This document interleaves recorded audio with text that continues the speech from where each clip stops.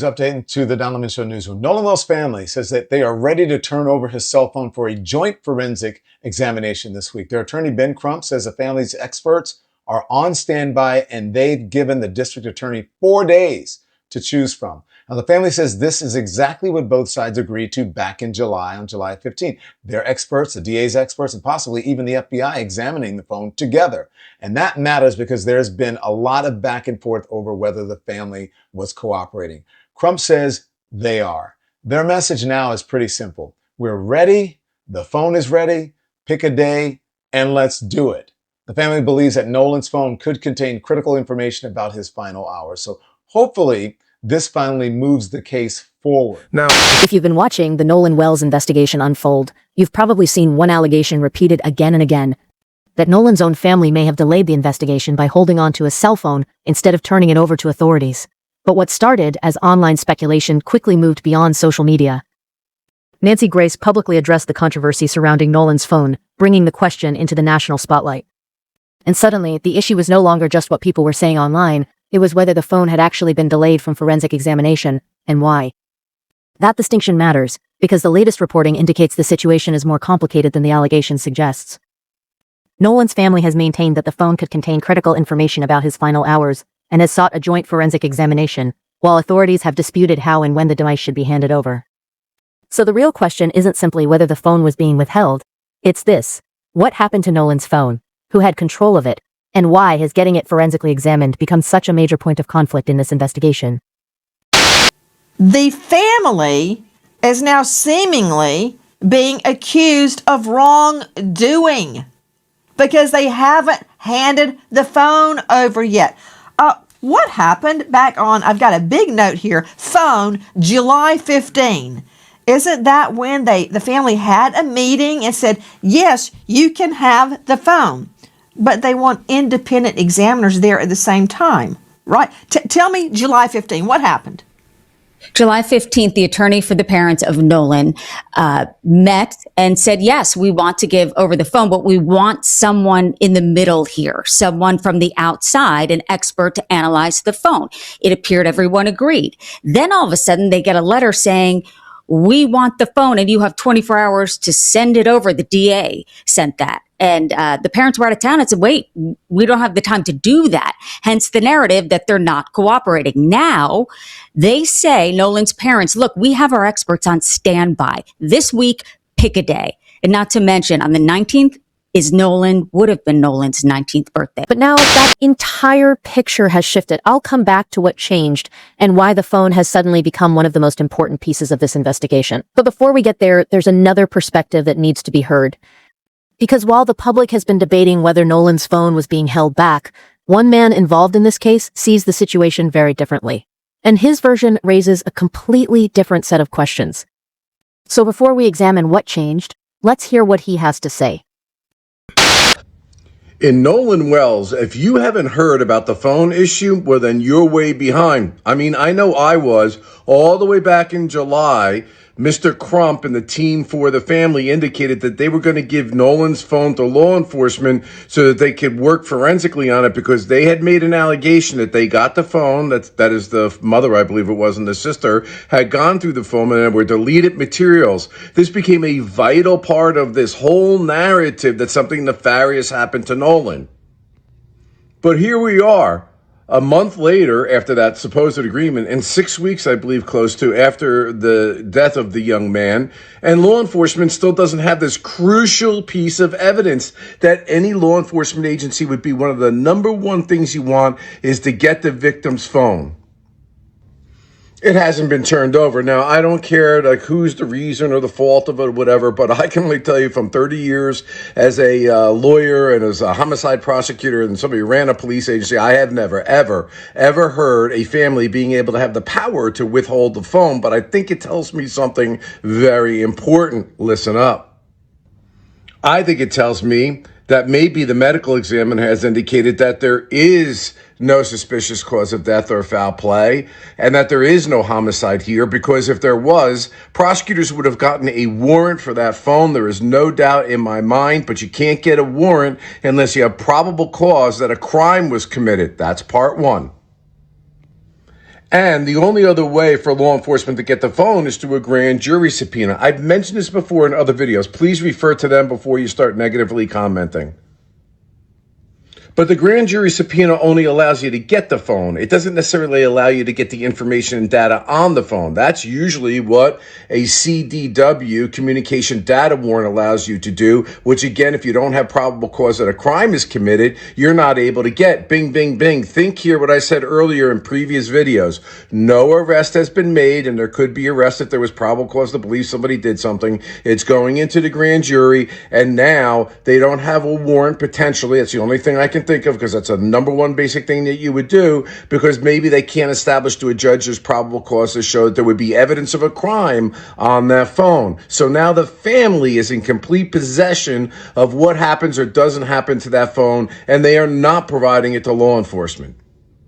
So we've discussed 2 of 3 ways you can get the phone. Through a warrant, no probable cause, can't get a warrant. Grand jury subpoena, which they probably didn't do because they're trying to play nice, the prosecutors in the sandbox with the family, who a month later have not produced the phone. And the third is through consent, which obviously is not happening. This is a big...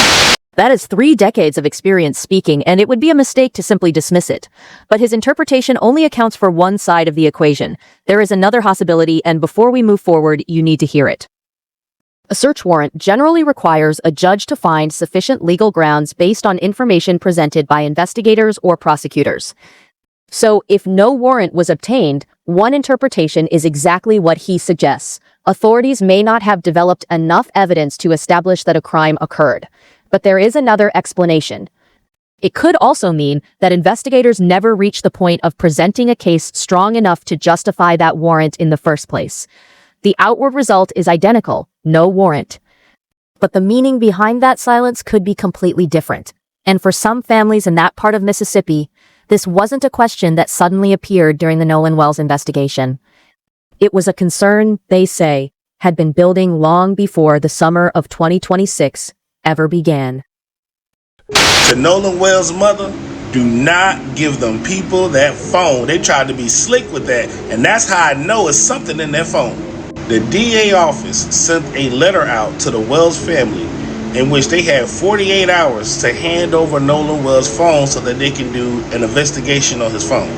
But back in mid-July, all parties agreed that they would come up with a date and time so that all parties can sit down and view Nolan Wells' phone at the same time. Said parties was going to be whoever Ben Crump and the legal team had that was going to go through Nolan Wells' phone, the FBI, and whoever Jackson County or Mississippi was going to have go through Nolan Wells' phone as well. So they was going to have all 3 parties there at the same time to go through his phone.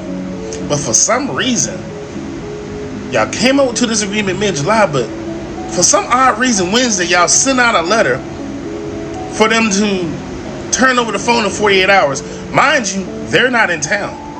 Ocean Springs is so small and so little, y'all knew them people wasn't in town. And y'all tried that. Y'all tried to be slick. It's a lot of slimy, conniving bullshit with this case. And I just don't understand why it ain't so simple. When it's the law and justice, you know, as they foretell us, we should go seek justice and law and don't put the law in your own hands. But see, when you start playing with people's emotions and feelings, and then people start wanting to act out, then y'all gonna say people are crazy. Nobody's crazy. You playing with people's times and you playing with people's time and their intelligence. We're not stupid. We're not stupid, Mississippi. We see what you're doing. I mean, hello? 48 hours? A lot of viewers may hear that argument and dismiss it as nothing more than paranoia, but there's a detail that makes that reaction harder to ignore. One of the country's most experienced crime reporters was sitting on that same panel and reached a strikingly similar conclusion. Different background, different perspective, but the same underlying concern. And when 2 people with decades of experience looking at criminal investigations independently point toward the same unanswered question, it becomes harder to simply wave the issue away. The question is no longer whether the concern sounds extreme. The question is why experienced observers are seeing the investigation through the same lens, and what, exactly, they believe the absence of action could be telling us. You know, Dave Mack, Crime Stories investigative reporter, the family is afraid. Many people have seen injustice. in other cases that have nothing to do with them.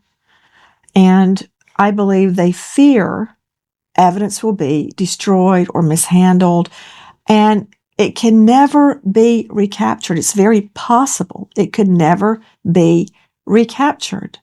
I mean, you and I and Joe Scott, you did an incredible recreation in the Ellen Greenberg case. Remember?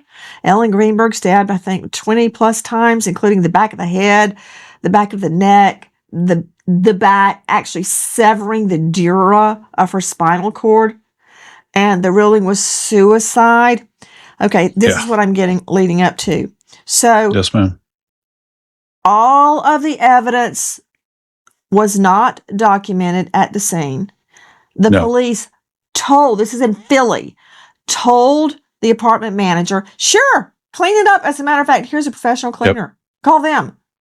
They had it professionally cleaned. Bye-bye, evidence. Gone. Gone. Not only that, the apartment manager took a video of the inside of Ellen's apartment to show basically, look, this is how it was before. This is how it is after. We want to prove we didn't take anything. We didn't steal anything. Everything is accounted for. And that's SOP, Standard Operating Procedure. So when they didn't process the crime scene, they went, oh, thank goodness, at least we have the video. They handed the video over to Philly PD and they lost it. Yeah. Just let there's one more thing. There's one more thing that kind of ties back to. There's one more thing that kind of ties back to Nolan's case here as well, and that's the fact that with Ellen, I don't know if you recall this, the computer made it out of there as well. Do you recall that? And that was never examined, right? And so that's, again, we're left wanting, Nancy, Ellen's relative to all of the death, with all of the info leading up to the time of her murder, ruled suicide. Taken off the scene. Now, I'm not claiming that the people that took it, they were family members of the fiance. For all I know, they took it because they didn't want anybody to steal it. And nothing nefarious happened. But the problem is, you lock down a scene. I mean, look what's happened to Nancy Guthrie.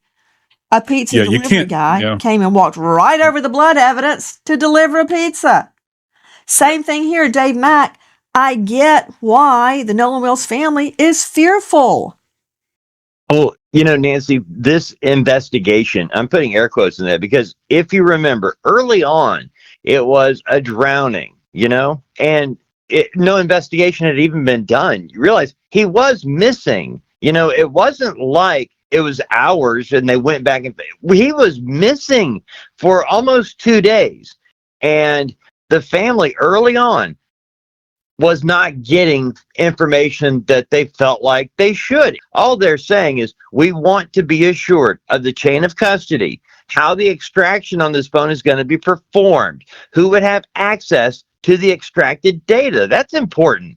Preservation of the evidence. And then, when is this phone going to be returned to us? This is the last thing they have of their son.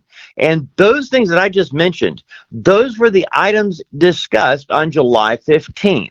And there was no follow-up after that until August 12th, when the DA's office, tells the family, well, you got 48 hours to turn the phone over, and they were out of town. So, there's a lot going on with the most important part of the evidence. No way, by the time they find out about the letter, that they could comply with the 48-hour requirement. This isn't simply a hypothetical concern about how an investigation could go wrong. According to the argument being made, another family has already experienced what that kind of breakdown can look like. And that is why the Wells family's request deserves a closer look. They are not simply asking authorities to take Nolan's phone and run a basic examination. Their concerns center on the process itself, maintaining a clear chain of custody, documenting exactly how the data is extracted, establishing who can access that information afterward, and knowing when the device will ultimately be returned. Because for Nolan's family, this isn't just another piece of evidence. It is one of the last physical possessions connecting them to their son. But before we get into the timeline that brought this dispute to a head, tell me in the comments where you're watching from. Because whatever happens next, this case has already reached far beyond Mississippi. Cover up from a crime movie. We met an officer. It was after midnight. Met him in the McDonald's parking lot, gave him the information. He was just like, okay, thanks. I was like, Like, where is the urgency? Like those scripts and scenes that we've seen before. Why aren't we in jail yet? I mean, we're not geniuses. There's no way we could have done a murder. I mean, there's no way we could have covered it up. Everything was strategic. Every move matters. Initially, he was in black shorts, which again, that is the information I received from Warren. Once they make it back to land, they don't make the call until 7 hours after they've left their friend. All my friends are just hanging out, and my buddy Wyatt had addressed, talking about Nolan, and I was like, well, where is Nolan? Have y'all heard from him? Then late night, the plan is set into motion. And then I want to say I called one more time, and I think that was at like 10:48. So I'm in the kitchen. My phone rings. Now, this is probably like early 11 o'clock, somewhere around there. Phone rings when I make it back to the phone, and I'm like, whose number is this? I pick up the phone because it says maybe Warren. And I'm like, Warren? They call the mom. Hey, Miss Christine, have you seen or talked to Nolan? I said, no. Why? He should be with you guys. Then this early story that the entire case is built off of is introduced. He said, oh, no, well, when we went to the island, there was a girl named Katie that he met, and he had decided to stay behind. And I said, what? Because we know our child. That same story is spread to authorities. Life 360 says that he's on land, and he was like, well, no, I mean, we have his phone. And I'm like, wait, what? The phone was kept on land and the water search was delayed. And the most important event happens next. But before getting off the phone with Warren, he was like, hey, I know some people at Coast Guard. I said, okay. He's like, I'm going to call Coast Guard. You call DMR. He convinces the mom for him to take the call that only she should have made. I'm glad I called the Coast Guard. I'm glad I made the first contact within all of this. I'm glad I was the first one that called Christine Wells that night. And the son of the judge speaks to the only entity that can act beyond local authority. He got back and he called the Coast Guard. Does that sound like a guilty man to you? He tells the mom, don't worry, we'll find him. You're telling me, this is coming from Warren, don't worry about it. We're going to find him. It's going to be okay. Don't tell me not to worry. This is my child. And probably tells the Coast Guard that same story he's been telling. I assumed, Nolan's just, we had been drinking all day and that he's just sleeping somewhere and, that he's okay. What he says on that phone leads them not to assist. Then she gets the runaround from authorities. The officer basically says, again, this is out of our jurisdiction. And at that point, I'm like, my God, who am I supposed to talk to? And as the family is searching for answers all night long. There were no boats on the water that night. That night, the search for Nolan doesn't begin, and they just go to bed. Next day, I woke up and my stepdad walked to my room. He said, hey, have they heard anything about Nolan? So, hypothetically, and I do mean hypothetically, let's just say if the boys did do something to Nolan. Hypothetically now, the reason why I feel like they may have took his phone back to shore instead of leaving it on Horn Island is because they probably know the mom has Life 360 and that she could check that thing at any point of the day. So let's not leave the phone here. Let's take it back on shore. So if she check it, hypothetically, if she check it, it'll show that he's either en route back to shore or he's already back on shore. So she's not going to be worried. Hypothetically, though. And if a situation did occur, it would buy them time to do whatever they needed to do before the mom would think anything's going on, because in her mind, oh, he's back on shore, or oh, he's heading back to shore. And 11 o'clock come and Warren like, hold on, his mom has not called. His mom has not. I want to be completely fair here because the point raised moments ago is hypothetical. Nothing more. Warren, Morgan, and Jax have never been charged with a crime, and no law enforcement agency has publicly identified them as suspects. Their attorneys have said they turned over their own phones, along with their Life 360 information, during the early stages of the investigation and have cooperated throughout. That context matters, and it should remain attached to their names whenever they are discussed. But remember what the timeline showed, because we're going to return to that detail later. Christine Wells was receiving information from Life 360 indicating that Nolan had already returned to land. But Nolan himself was not on land. His phone was, and that distinction may seem small at first. But when you place it against everything else investigators were trying to reconstruct, it becomes a detail that is difficult to overlook. So if that timeline has you questioning what really happened during those final hours, take a second to hit the like button. Because the more attention this case receives, the more likely it is that people who have never even heard Nolan Wells' name will start asking the same questions. All innocent. Tell me why y'all will not give Nolan's phone back to his mom. She wants his property. That's his property. That is his mom. Why would y'all not give it back to her? Right? Why did Nolan's phone make it back back to land and he never made it back? Right? Why is it that a video is circulating that you hear an argument or a confrontation going on and the only person that never made it back was Nolan? Why is it there's another video going around where another person is taking or took a picture of the area and you don't see Nolan anywhere in sight? Why? There are so many whys to this, to what happened. What happened? Why would you lawyer up to the boys that were out there? Why would you lawyer up if nothing happened? You know, the people are saying, well, why wouldn't you lawyer up if you're being accused of something? Well, why would you? If you didn't do anything, you should just come out and say nothing happened. This is what happened, or this is why he stayed. Right now, there's rumors going around that it was because he was talking to a white girl. What really is the truth? Why? 6 weeks have now passed, and those questions are still sitting there without clear answers. And that is where the real problem begins. When officials do not provide a definitive explanation, people rarely stop searching. They start filling in the missing pieces themselves. Rumors spread, theories take shape, and eventually the very speculation created by that silence becomes another source of controversy. Then everyone asks how things got this far. The dispute over whether certain footage was altered is a separate issue, and a much larger one than we can properly unpack here. I've already covered that controversy in detail in another video, including the claims surrounding what viewers believe was hidden or changed within the footage. If you want the full breakdown, that video is linked in the description. But the footage is only one part of the controversy. There is another claim that has been repeated throughout the Nolan Wells case more than almost any other. And when that allegation was finally put directly to the attorneys involved, something happened that changed the way the claim had to be viewed. Because once the lawyers were asked about it directly, the story people had been repeating began to fall apart.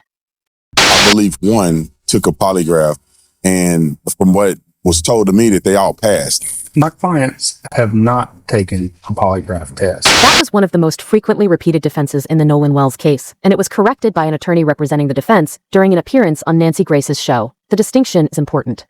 A voice stress analysis is not the same thing as a traditional polygraph examination. They involve different technologies and different methods of analysis, and treating the two as interchangeable can create a misleading impression about what was actually performed. Yet the claim continues to circulate as though the issue had already been conclusively settled. That is exactly why the details matter. If you want this case followed through the evidence, the records, and the documented developments rather than the rumors surrounding them, subscribe and stay with the investigation. Because there may come a point, possibly sooner than anyone expects, when Nolan's phone is finally subjected to a full forensic examination. And when that happens, the information inside it could become another crucial piece of the timeline. I'd rather you be here when that moment arrives than discover the development weeks after everyone else has already moved on. Multiple witnesses reach out to us.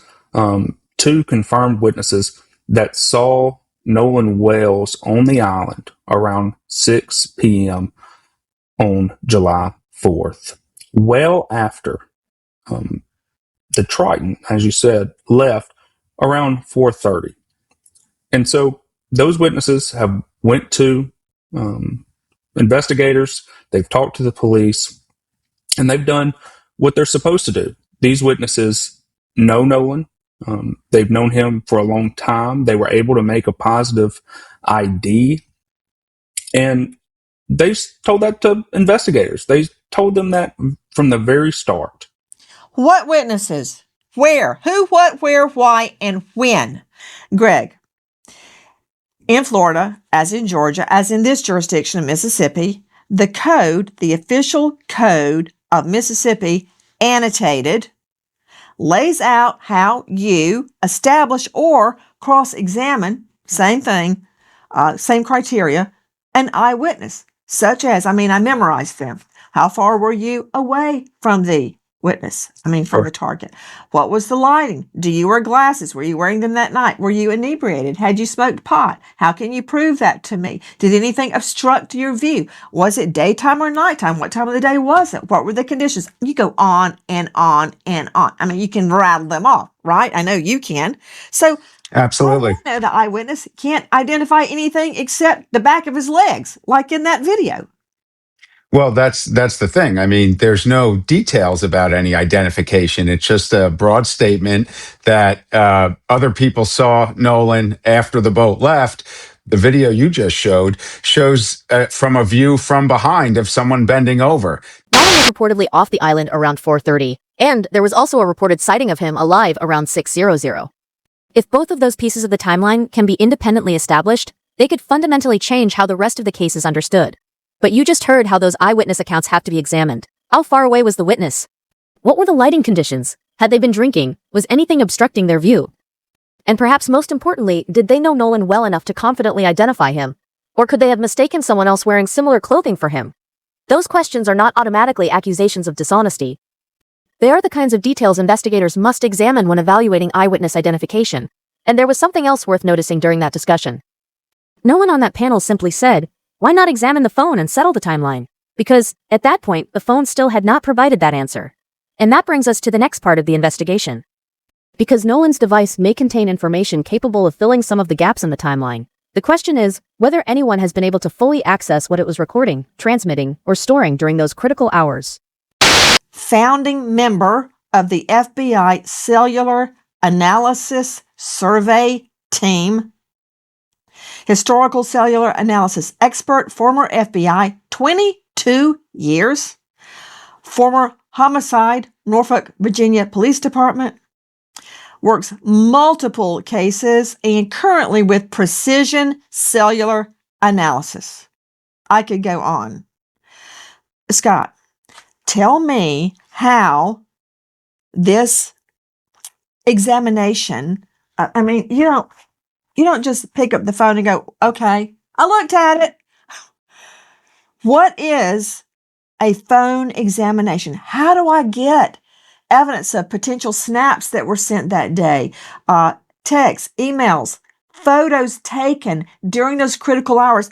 And important, how do I find out if anything was deleted? We've heard, yes, it's deleted. No, it wasn't deleted. The only way we're going to know is from a forensics exam. How do you do it? Now, take baby steps. Go ahead. It's pretty easy nowadays. You get the physical phone itself. You hook it up to a device like the Cellbrite, which is one of the main producers of this type of software that can download phones. First of all, obviously, you have to have the password to the phone. If not, then you have to go through a lot of processes to get past the password and into the phone. But once you're into the phone, and this can be done with other people standing by, as you were talking about, another investigator for the defense or for the family or something like that being there, they can sit there and watch you download the phone. And basically, once you download a copy of what's on the phone, and you're not really messing with the evidence that's on the phone, you're not changing it, you're just copying it to another computer, and then you can start going through that data. You can look at all the text messages, and it'll even let you know which ones have been deleted. Now, of course, deleted means, it's Put them up, please. Put them up, please. What do you see when you're looking for deleted? Do you see like you log on and you just see all this data, X's and O's and digits, and how do I tell something's been deleted? Explain that to me.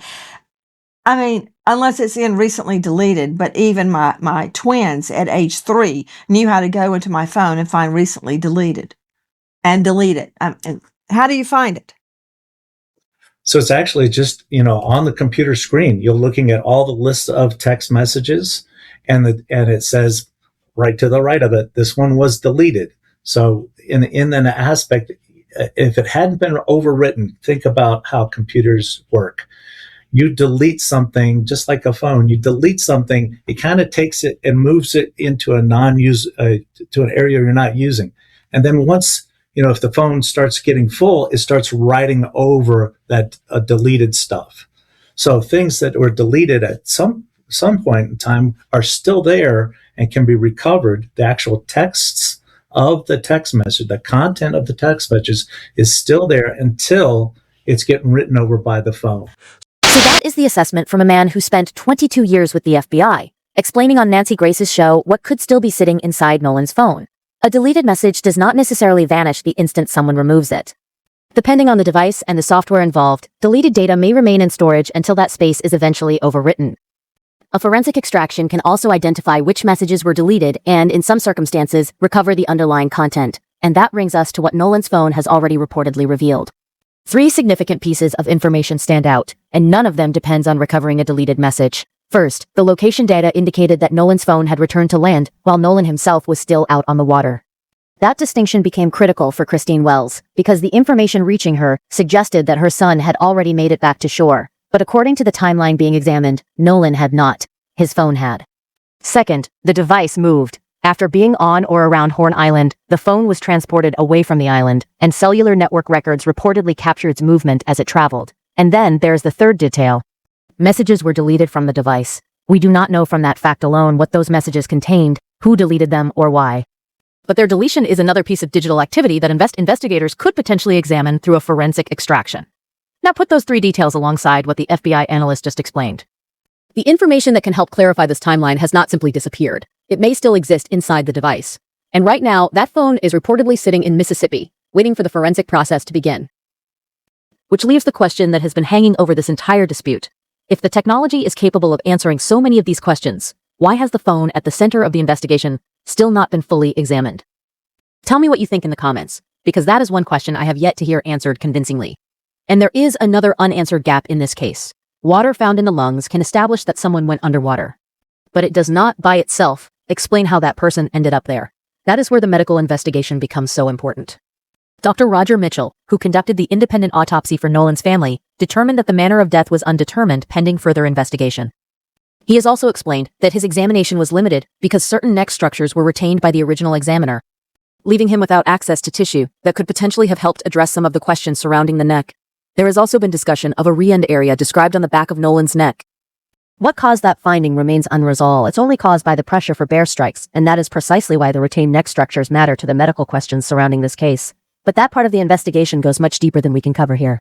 I have already broken down the independent autopsy in another video, including what Dr. Mitchell's findings actually established, and, just as importantly, what they did not establish. That breakdown is linked below. Then, on August 17th, Nolan's family attorney wrote to District Attorney Angel Mears-Maroth, asking her office to confirm whether the previously discussed examination of the phone was still moving forward at the location both sides had agreed upon. For now, that letter leaves one major issue hanging over everything else. Will the district attorney actually provide a date? Because that is what I am watching next. Will a specific date finally be announced?